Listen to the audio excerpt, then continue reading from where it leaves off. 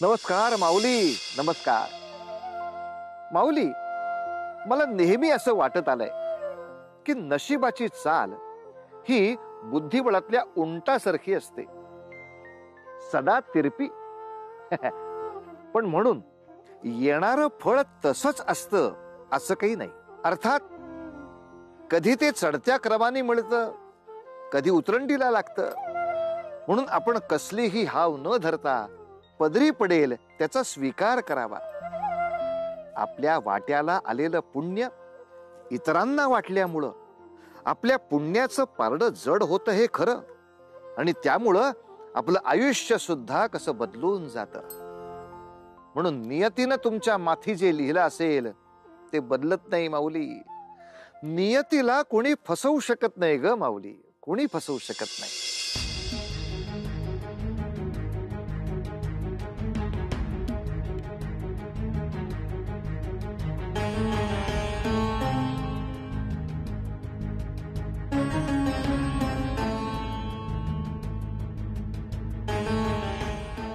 काय आयुष्य सुरू झाले आहे माझे. एखाद्या उमललेल्या पुष्पास पायतळी तुडवावे आणि रस्त्यावर फेकून द्यावे. आता त्याने कुठेही कसेही जावे आणि मी देखील तसेच जगावे. खरे आहे, जर एखादे पुष्प सुगंध देऊ शकत नसेल तर त्याच्या अस्तित्वास तरी काय अर्थ आहे. आणि मी देखील आयुष्यात न मूल देऊ शकले, न सुख, न समाधान. काय करावे. आता ही दुःखाची परिसीमा आहे जी माझा प्राण त्यात झाल्यावरच नष्ट होईल.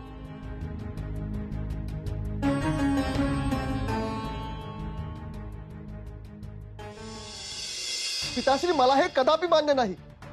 अवनी आपले घर सोडून जाणारच नाही, आणि तुम्ही तिला असे का जाऊ दिले? घ्या, म्हणजे दोष इतर कुणाचा नाही, माझाच आहे. छान, किती प्रयत्न केले तिला अडवण्याचे. माझ्यात नव्हते एवढे बळ तिला थोपवण्याचे तू येईपर्यंत. पण जिच्यामुळे घरातील श्राद्ध कार्य अपुरे राहिले, आलेले महानुभाव उपाशी परत गेले, त्याच्याबद्दल काहीच म्हणणे नाही तुझे. परंतु ती नुकतीच बाळंत झाली होती, आणि तिच्या मनात हा विचार निश्चित आला असणार की त्याच्या पित्याची आणि बालकाची भेट सत्वर झालीच पाहिजे. पण माझे बाळ, ते कसे आहे, कुठे ते? अरे किती भोळा आहेस रे तू. अरे आपल्या नवजात शिशूला मागे ठेवून जाणार आहे का ते आवत असा? बघ बघ, तुझी देखील चिंता नाही रे तिला.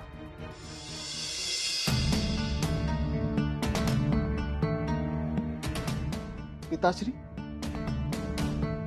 मला अशी शंका येत आहे की तुम्हीच तिला घर सोडण्यासाठी प्रवृत्त तर नाही केलं ना?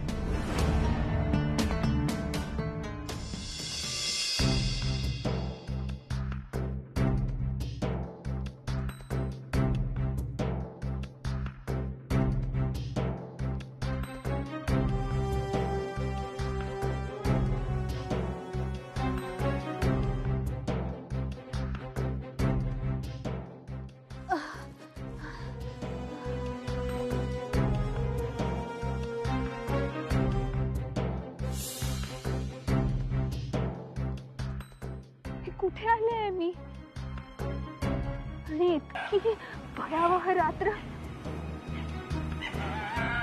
कशी आणि कधी उजाडली. म्हणजे केवळ इतका वेळ मी चालत होते, दिशाही.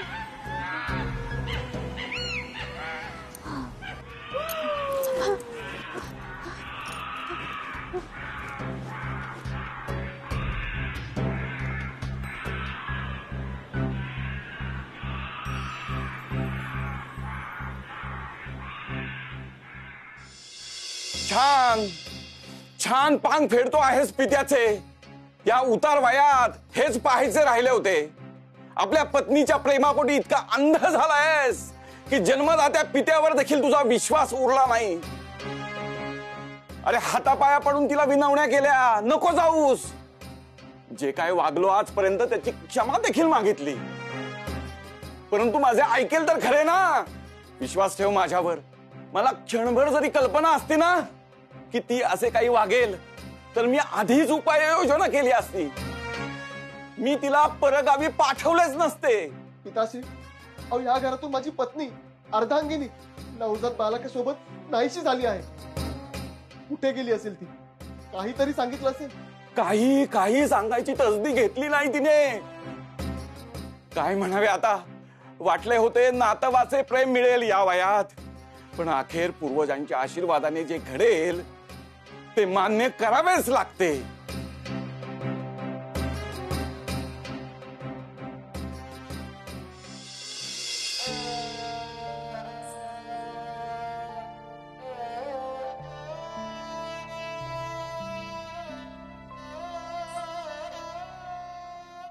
प्रभू, तुझ्या अस्तित्वावर मी कधीच शंका घेतली नव्हती, पण आज तू हे सिद्ध केलंस की आमच्यासाठी तुझे अस्तित्व हे अर्थशून्य आहे. आमच्या भक्तीची, विश्वासाची मूल्य काहीही नाही. इतक्या वर्षांच्या असीम श्रद्धेचे जर हे फळ मिळणार असेल तर मला देखील माझा शब्द पाळणे दुरापास्त आहे. आजपासून तू तुझा एक भक्त गमावला आहेस. तुझ्यावरील असलेल्या श्रद्धेचे रूपांतर आता तिरस्कारात झाले आहे. हा गोविंद कदापि तुझे स्मरण करणार नाही, दर्शन घेणार नाही आणि उमराही जिजवणार नाही.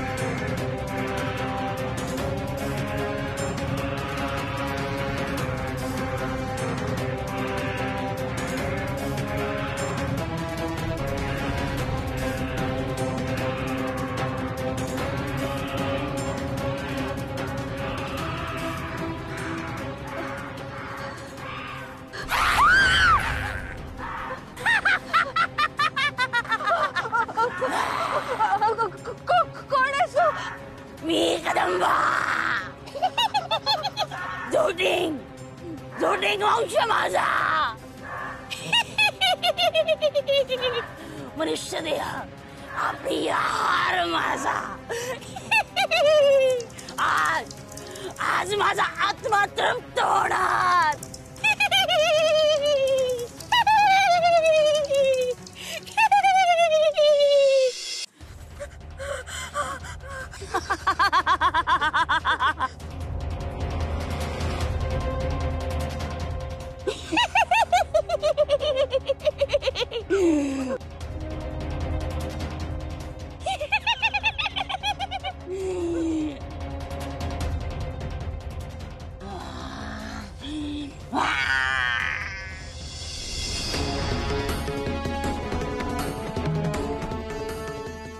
बांबश्री, काय झाले आहे तुला?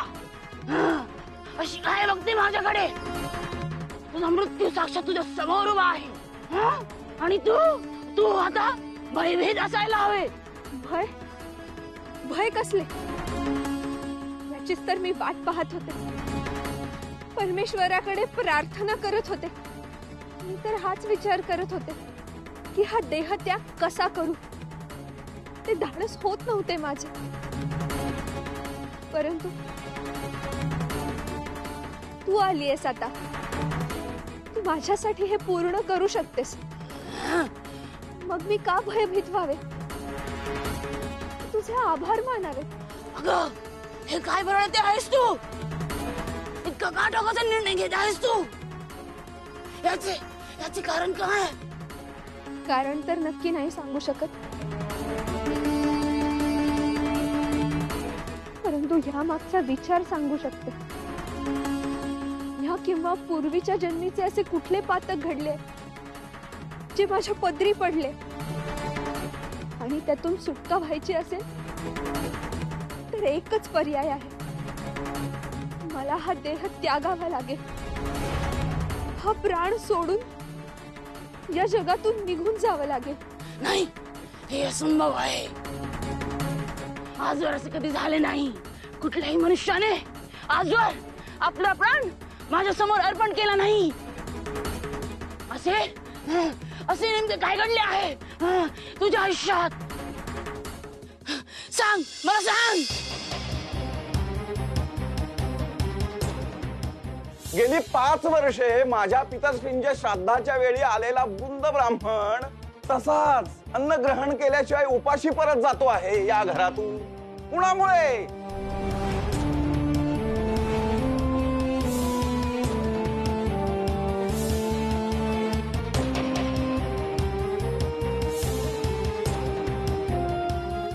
अभिनंदन, यंदा आपल्या घरात पाळणा हलणार आहे हो.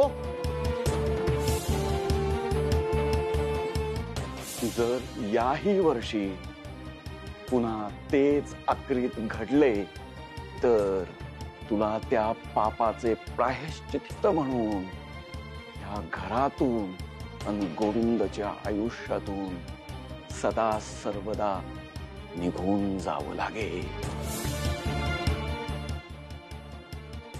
महोदय, आपण भोजनास प्रारंभ करावा.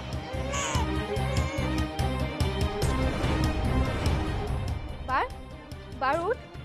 बाळ,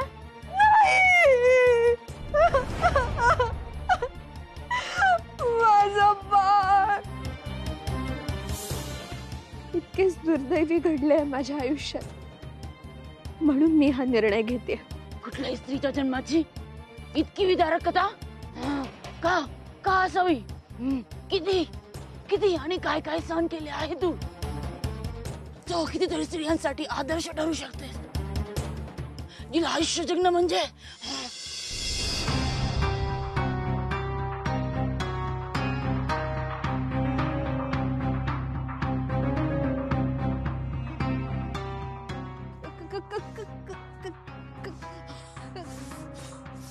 काय झालं?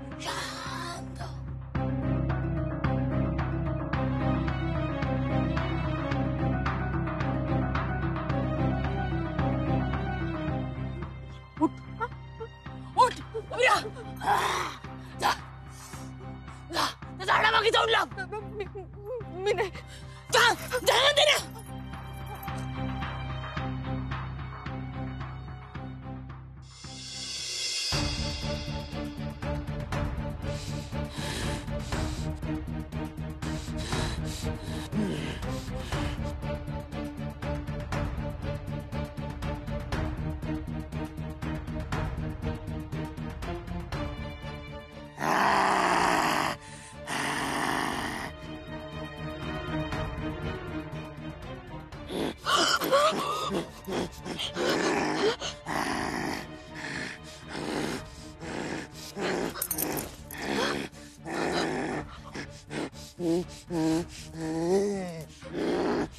अरे काय झाले? बक्षी मिळाली का? हे तू मलाच विचारते आहेस? किती काळापासून मी तुझी प्रतीक्षा करत होतो. मला वाटलं की माझ्यासाठी तू बक्ष शोधून माझ्या समोर आणशील. अरे असं काय करतोस? आपण दोघांनी ठरवले होते ना की आपण दोघांनी प्रयत्न करायचे. मी सुद्धा प्रयत्न केलेच होते, परंतु मला अत्यल्प अन्न प्राप्त झाले. क्षुधाही शमली नाहीच, उलट ती अधिक तीव्र झाली. आज अमावस्येचा मुहूर्त आहे, तरी देखील अन्न प्राप्ती कशी नाही झाली. शांत हो, रात्र अद्याप संपलेली नाही. आपल्याला आपले भक्ष्य निश्चित प्राप्त होईल.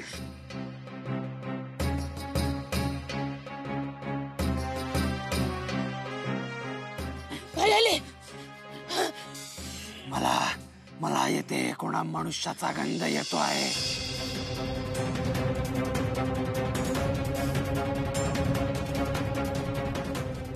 अरे थांब. थांब.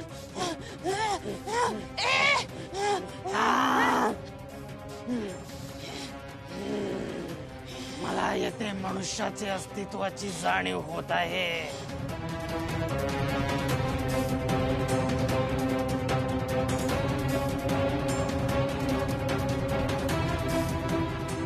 Hello hello hello hello hello hello hello त्या दिशेने.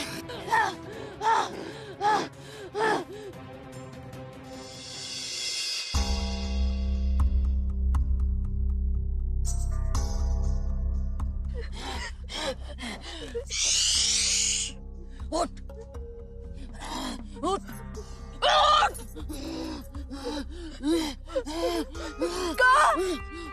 का वाचवलंयस तू मला? माझा प्राण घेऊन तू तुझी क्षुधा का शांत केली नाहीस? किमान माझा देह कुणाच्या तरी उपयोगी आला असता. मी नरभक्षक आहे. मी जोटिंग आहे, परंतु माझ्यात देखील एका मातेचे मन आहे. तू असे पराभूत होता उपयोगी नाही. तुला अजून लढले पाहिजे. त्यासाठी तुझे जीवित राहणे आवश्यक आहे. परंतु मी जीवनात राहून काय करू? काय अर्थ आहे माझ्या अस्तित्वाला? तू एक स्त्री आहे आणि स्त्री कधीच परिस्थितीला शरण जात नाही. ती नेहमीच मात करते. आता या क्षणी तुला इकडनं बाहेर पडणे गरजेचे आहे. तिकडे चल. तिकडे चल. तिकडे.